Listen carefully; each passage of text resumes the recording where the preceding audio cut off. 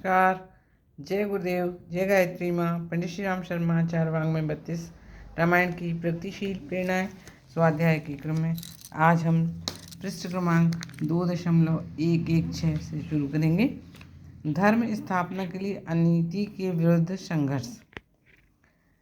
अनीति का विरोध करना मानवता का अत्यंत पवित्र कर्तव्य है। इसके बिना नीति का समर्थन हो ही नहीं सकता। नीति का पोषण अनीति के उन्मूलन के साथ अविच्छिन्न रूप से जुड़ा हुआ है। अनीति के अवरोध के 4 चरण हैं: असहयोग, निंदा, विरोध और संघर्ष। अपनी स्थिति के अनुरूप इन चारों चरण में से जहाँ जिसके लिए जितना संभव हो उतना अनीति का विरोध उसे करना ही चाहिए। सबसे दुर्बल एवं संघर्ष की प्रथम स्थिति यह होनी चाहिए कि कम से कम अनीति के साथ सहयोग करने से, उसमें सम्मिलित होने से सर्वथा दूर रहें। किसी भी लोभ या भय के कारण अनुचित का सहायक या समर्थक ना बने। उस प्रकार के कार्यों में सम्मिलित रहना भी एक प्रकार का समर्थन है। अस्तु ऐसे कार्यों में साथ रहना, सम्मिलित होना या उन प्रसंगों को रुचिपूर्वक सुनना भी नहीं चाहिए। उन प्रसंगों के प्रति घृणा, अरुचि एवं उपेक्षा ही व्यक्त करना चाहिए। दूसरा चरण है निंदा। अनीति प्रसंगों का प्रत्यक्ष नाम लेकर अथवा बिना नाम लिए ही निंदा करते रहना चाहिए, ताकि सुनने वालों के मन में दुष्प्रवृत्तियों के प्रति रोष जागृत हो और वे उससे सावधान रहने, बचने की सतर्कता प्राप्त कर सकें और विरोध के लिए किसी हद तक तैयार हो सकें। तीसरा चरण है विरोध, अर्थात अनैतिक कार्यों में रुकावट डालना। उन्हें सफल न होने देने के लिए यथास्थिति जो अवरोध उत्पन्न किया जा सकता हो उसे करना। दूसरों को उस कार्य में भाग लेने से रोकना। चौथा चरण है संघर्ष, अर्थात डटकर मुकाबला करना, अनीतिकर्ताओं से जूझना। इस धर्म युद्ध में आक्रमणकारियों के आघात सहने को जोखिम उठाने के लिए प्रसन्नतापूर्वक तैयार रहना। गांधी जी ने स्वतंत्रता संग्राम में इन चारों चरणों का देश की स्थिति देखते हुए प्रयोग किया था। सन 1919 में उनका असहयोग आंदोलन आरंभ हुआ। पीछे जलियांवाला बाग के घटनाक्रमों को लेकर देशव्यापी निंदा अभियान चलाया और विरोधी वातावरण तैयार किया। सन 30 में सत्याग्रह आंदोलन, धरना देने एवं कानून तोड़ने एवं प्रतिरोध खड़ा करने के अनेक कार्यक्रम थे। अंत में 42 का करो या मरो अभियान अत्यंत उग्र हो गया और उसमें हिंसा अहिंसा के सभी प्रतिबंध हटा दिए गए। यह लड़ने वालों की शक्ति और शत्रु की परिस्थिति को देखते हुए रण कौशल का निर्धारण था। कब, कहाँ, क्या, कितना किया जाए यह पीछे की बात है। मूल प्रश्न अनीति के उन्मूलन का है, ताकि धर्म की स्थापना हो सके। भगवान का अवतार भी इन्हीं 2 प्रयोजनों के लिए हुआ करता है। भगवान का अवतार धर्म की स्थापना और अधर्म के उन्मूलन के लिए ही होता है। वे इसी प्रयोजन के लिए अपने समस्त क्रियाकलापों का नियोजन करते हैं। मनुष्य के अंतःकरण में भी जब भगवान का अवतरण होता है तो वह अपनी अधर्म मूलक दुष्प्रवृत्तियों के उन्मूलन और धर्म मूलक सत्प्रवृत्तियों के अभिवर्धन परिपोषण में लग जाता है।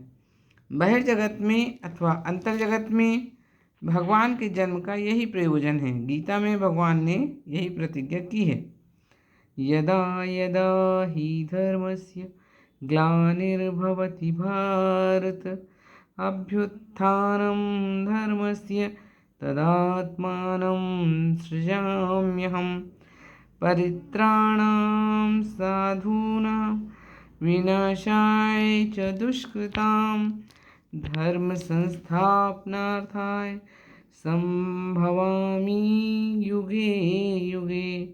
यही बात रामायण में कही गई है कि जब जब होई धर्म के हानि बाढ़ी असुर महाअभिमानी तब तब प्रभु धरि मनुज शरीरा हरहि कृपा निधि सज्जन पीरा असुर मारि थापहि सुर राखहि निज श्रुति सेतु। भगवान इन्हीं दो प्रयोजनों के लिए अपनी गतिविधियों को केंद्रित करते हैं। उनके सहयोगियों के क्रियाकलाप इन्हीं प्रयोजनों के लिए गतिशील हैं। मानसकार का मत है कि अत्यंत सीधापन और सज्जनता भी अवांछनीय है। उसे सामान्य लोग भोलापन, बेवकूफ़ी या कायरता समझ बैठते हैं। सज्जनों के प्रति सज्जनता का व्यवहार करना और दुष्टता के प्रति कठोर रहना संतुलित नीति समन्वय है। स्थिति के अनुरूप सज्जनता एवं कठोरता का ही औचित्य है। गुनहु लसन कर हम पर रोषु, कतहु सुधारिह ते बड़ दोषु। टेढ़ जानी शंका सब काहू, बक्र चंद्र मही ग्रसई न राहु। समय के अनुसार मनुष्य को कठोर और मृदुल बनना पड़ता है। नीति निष्ठा में वज्र की तरह कठोरता और उदारता, करुणा के अवसरों पर फूल की तरह कोमल होना चाहिए। भगवान राम के संबंध में काकभूषण जी ऐसे ही मत प्रकट करते हैं। कलि सहु चाहि कठोर अति, कोमल कुसुमहि चाहि। चित खगेश राम कर, समुझ परई कहु काहि। उनकी करुणा और उदारता की झलक एक साथ ही इस प्रसंग में मिलती है। हड्डियों का ढेर देखकर श्री राम उनका विवरण पूछते हैं। जब यह मालूम होता है कि निशाचरों ने ऋषियों को खा डाला है, यह उन्हीं की हड्डियों का ढेर है, तो राम की आंखों में आंसू आ गए। वे दीन, दुर्बल, असहायों के आंसू न थे। उन्होंने तत्काल प्रतिकार का निश्चय किया और हाथ उठा शपथ पूर्वक प्रतिज्ञा की कि इस पृथ्वी को असुर विहीन करूँगा। इस संघर्ष के अतिरिक्त उन्होंने ऋषियों के कष्ट निवारण की सहायता की भी व्यवस्था की। धर्म की स्थापना, अधर्म के विनाश का यह उभय पक्षी उपक्रम है। अस्थि समूह देखि रघुराया, पूछी मुनि लागयति दाया। निशिचर निकर सकल मुनि खाए, सुनि रघुवीर नयन जल छाए। निश्चरहीन करहु मही, भुज उठाई प्रण कीन्ह। सकल मुनिन के आश्रम, जाई जाई सुख दीन। लंका अभियान में भी ऐसा ही उदाहरण सामने आता है। समुद्र से रास्ता मांगने के लिए आप विनती कर रहे हैं, किंतु कुछ फल नहीं निकलता। लक्ष्मण देव के भरोसे रहने की बात को निरर्थक बताकर कहते हैं कि अब पुरुषार्थ करके समुद्र को सुखाने से काम चलेगा। नाथ देव कर कवन भरोसा, शोक सिंधु करई मन रोषा। किंतु श्री राम नीति मार्ग से चलते हैं। पहले सज्जनता का ढंग अपनाते हैं, किंतु जब समुद्र के आचरण से यह प्रकट होता है कि वह शालीनता के ढंग से नहीं समझता, तो वे उसे जड़ता का उपचार करने को तैयार हो जाते हैं। कुटिल, खल, दुष्ट स्तर के लोगों को प्रबोध करने के लिए उन्हें आक्रोश की कड़वी दवाई भी पिलानी पड़ती है। सड़े फोड़ों को नश्तर लगाना भी आवश्यक है। निकृष्ट स्तर के मनुष्यों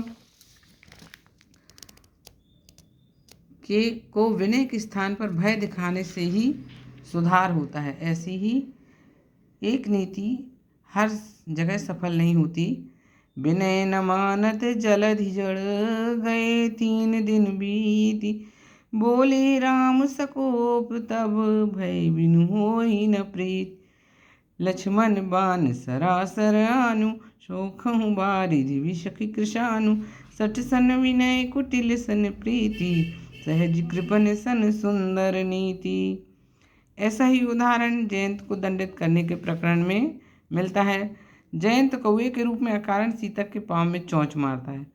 इस आतताई आक्रमण से क्रुद्ध होकर भगवान उसे कर्मफल भुगतने के लिए दंड देने की व्यवस्था करते हैं। सीता चरण चोंच हति भागा, मूढ़ मंद मति कारण कागा। चला रुधिर रघुनायक जाना, सीक धनुषायक संधाना। निज कृत कर्म जनित फल पायूं।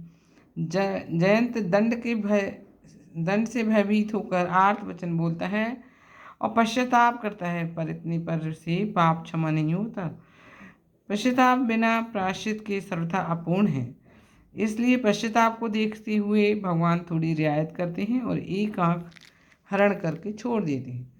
सुनि कृपाल अति आरत बानी, एक नयन करी तजा भवानी। दुष्टों को दंड से ही सन्मार्ग पर लाया जा सकता है। मान विनय शिक्षा से उनकी कठोर मनोभूमि प्रभावित नहीं होती। नर पशुओं को भी डंडे के बल से सुधारा जा सकता है। काकभूषुंड जी के पूर्व जन्म प्रसंग में शिव जी भी अपराध को क्षमा करने के लिए तैयार नहीं है। वे कहते हैं, जो नहीं दंड करो खल तोरा, भ्रष्ट होई श्रुति मार्ग मोरा। श्री राम बालकपन से ही अनीति उन्मूलन में लग गए। विश्व कल्याण के लिए, लोक मंगल के लिए अवतरित हुए राम और लक्ष्मण का शौर्य और साहस सिंहों जैसा था। उनकी धैर्य युक्त दूरदर्शिता अद्भुत थी। उन्होंने सत्प्रयोजनों में लगे मुनियों को निर्भय करने का उत्तरदायित्व अपने कंधों पर संभाला। विश्वामित्र जी के साथ असुरों से यज्ञ की रक्षा करने में निकल पड़े। पुरुष सिंह दो वीर, हर्षि चले मुनि भय हरन, कृपा सिंधु मति धीर, अखिल विश्व कारण करन।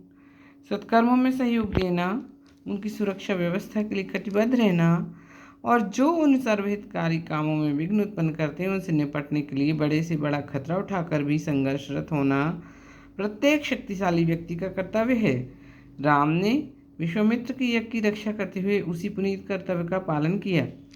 प्रात कहु मुनि सन रघुराई, निर्भय यज्ञ करहु तुम जाई, होम करन लागे मुनि झारी, आप रहे मख की रखवारी। रामायण में निश्चर, असुर आदि शब्द दुष्ट दुराचारी मनुष्यों के अर्थ में प्रयुक्त हुए हैं। ऐसे लोग न केवल क्रूर आक्रमण करते हैं वरन मीठे व्यवहार के जाल में फंसाकर चिड़ी मार का मच्छी मार का कपट व्यवहार भी करते हैं।